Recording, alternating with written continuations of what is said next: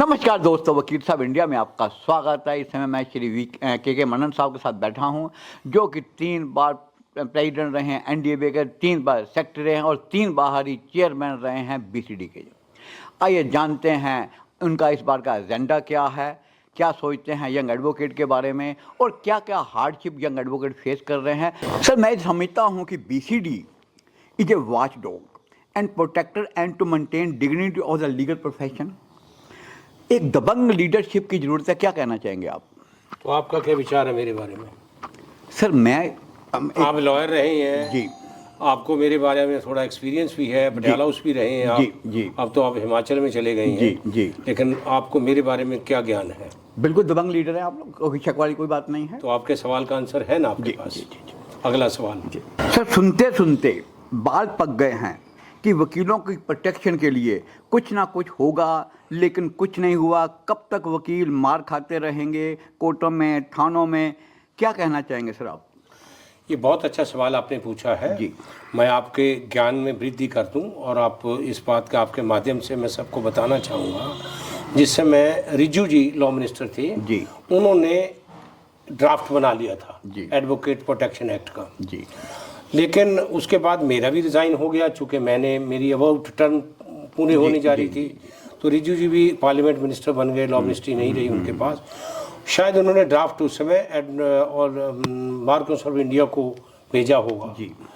और उसके बाद मुझे कुछ पता नहीं है। लेकिन एक बात का मैं पूरा विश्वास दिलवाता हूँ, वचन देता हूँ जी कि within a year advocate act protection act will be there.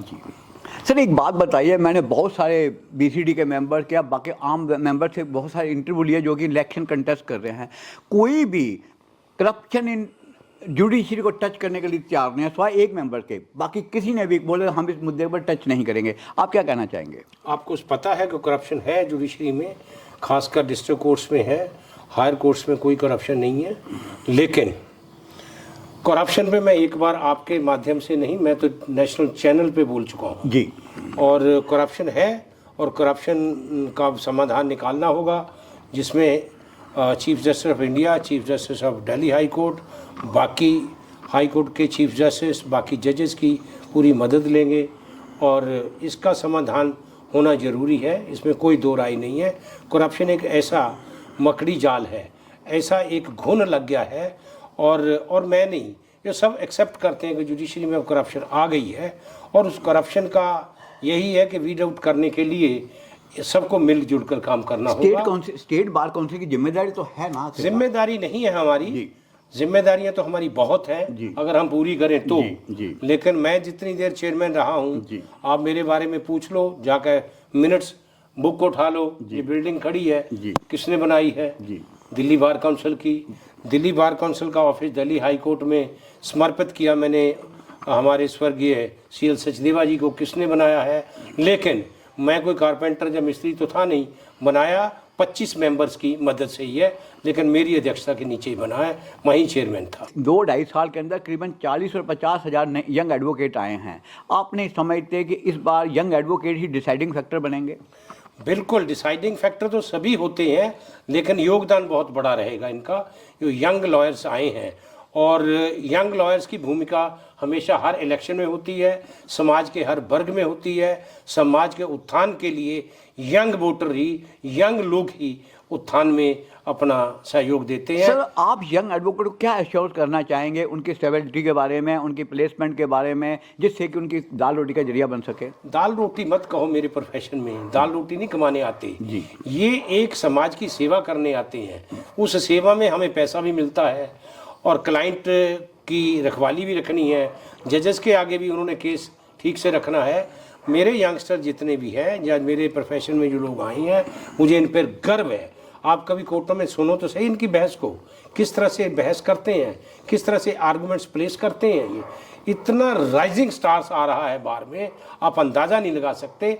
और मेरा मानना ये है कि ये एक ही कठिनाई नहीं है, इनके आगे अनेक कठिनाइयाँ हैं। केस कैसे लेना है, उसको सस्टेन कैसे करना है, अच्छी जगह मुझे कैसे, चैम्बर्स खासकर समस्या है बहुत बड़ी। इसको आपको पता है, पटियाला हाउस मैंने चैम्बर बनाई है, मेरे से पहले 100 साल किसी ने नहीं बनाए, आइंदा कभी नहीं, अब तक नहीं बनाए। कोशिश करेंगे कि इनका अच्छा इंफ्रास्ट्रक्चर दें। लैपटॉप है एक बहुत बड़ा आजकल माध्यम है, कोर्ट्स में चले जाओ, अपना टैब से ही आर्गुमेंट्स हो रही है। बहुत बच्चे, बहुत से ऐसे यंग लॉयर्स आ रहे हैं, नहीं अफोर्ड कर पा रहे हैं।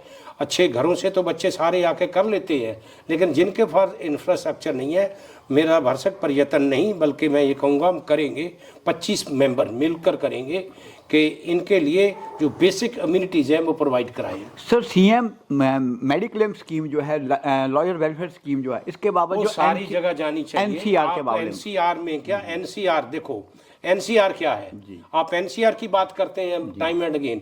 एनसीआर के लिए मेरा पहले दिन से मत था, और मैंने जिस समय मैं चेयरमैन था मैंने लिखा भी है कि ये एनसीआर में नहीं, बल्कि आप देखिए बॉम्बे से, आंध्र प्रदेश से, बेंगलोर से वोट करने आएंगे दिल्ली में, उनको भी मिलना चाहिए। जो दिल्ली बार काउंसिल एनरोल्ड है उनको मेडिकल क्लेम मिलना चाहिए।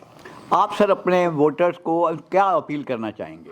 रिक्वेस्ट वो आपको क्यों वोट दें? मेरा पास्ट देख लें, मैं अगर योग्य हूं तो वोट करें। मेरा पास्ट पता है सबको कि मैं यंगस्टर के लिए, और एक दबंग लीडरशिप दबंग तो आप कहते हैं, मैं अपने आप को दबंग थोड़ी नहीं कहूंगा। मैं ये कह सकता हूं मैं इतना हौसला रखता हूं, इतनी कैपेसिटी रखता हूं कि हर यंग लॉयर्स को प्रोटेक्ट कर सकता हूं, हर लॉयर्स को प्रोटेक्ट कर सकता हूं, महिला लॉयर्स को प्रोटेक्ट कर सकता हूं। सर आपका और ये हैंडीकैप एडवोकेट के बारे में, लॉयर्स के बारे में क्या है? बिल्कुल इनका एक कोटा होना चाहिए था जिस तरह महिलाओं का हुआ है। मेरा मानना तो ये था कि अगर 10 सीटें बढ़ा देते, 35 कर देते, 10 लेडीज के लिए रिजर्व कर देते और सबका इलेक्शन करवाते, 25 जेंट्स के लिए रहने देते तो ठीक था। लेकिन जो भी फैसला ऑनरेबल सुप्रीम कोर्ट ने, चीफ जस्टिस साहब ने किया, मैं नतमस्तक हूँ। सो नाइस ऑफिस सर, मेरी गुड विशेस हैं वकील साहब इंडिया की तरफ से कि आप लोग जल्दी से जल्दी मेंबर बने, फिर आप लोग फिर नए एक पोस्ट को होल्ड करें और जो आपका एजेंडा है उसको जल्दी से जल्दी आप पूरा करें। Thank you. Very much.